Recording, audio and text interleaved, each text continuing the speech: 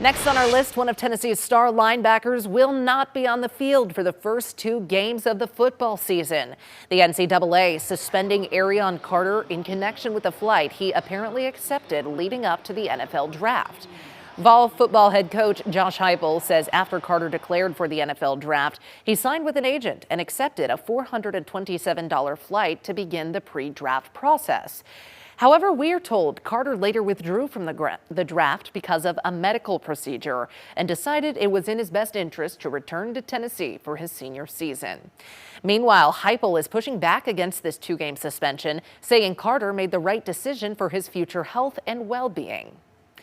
Moving down the list now, for the first time in 18 months, Appalachian Bear Rescue welcomed a black bear cub into his facilities.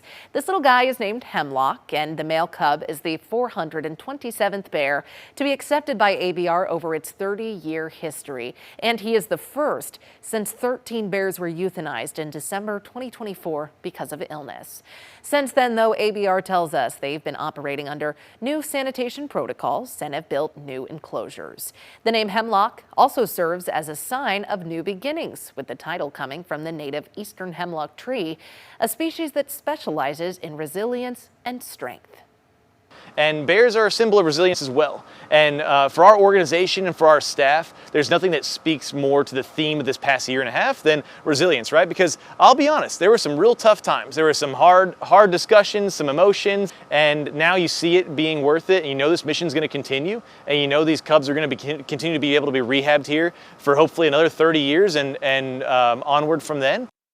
Hemlock is currently being cared for inside ABR's Hartley house, with plans to move him to an outdoor enclosure once he's healthy before he goes back to the wild. Now to our next Big 7 story. The Knox County Commission could take a look at limiting how institutional investors are allowed to operate in the Knox County real estate market by restricting the number of homes they can buy. This resolution passed its first reading Monday and would limit investors with a market cap of over $1 billion from buying more than 100 homes in Knox County. 6 News visited several rental properties listed online, with home prices ranging from $1,200 to $3,200 a month. East Tennessee Realtors says that institutional investors don't make up a significant portion of the market, and most of the time when they invest, it's in homes that need significant renovation. Most of the single-family detached rentals in Knox County are owned by a small landlord who maybe has 1 or 2 properties and is renting those out to folks. We definitely need more of those in our market because many people enjoy the single-family detached lifestyle but can't necessarily afford to buy one because our housing is so expensive. Now, there is an exemption built into the ordinance for companies that are building single-family homes to rent. More than a month after a fire destroyed Cheers at Chodo, the owners say they are still waiting to learn what comes next. You might remember the fire destroyed the restaurant in June, destroying the building, and it's still blocked off with caution tape as the investigation and insurance process continues. The owners were out of town when they got the phone call that changed everything, and they say seeing the damage in person was just as difficult as hearing the news. Coming back down here now, just it doesn't seem real.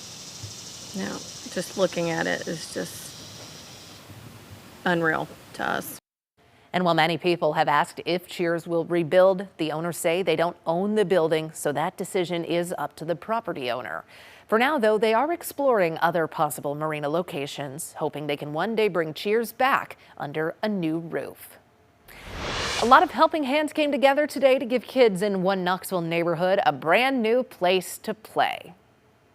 I want to say thank y'all. We got more things to do in the neighborhood instead of just run around in the field and play basketball.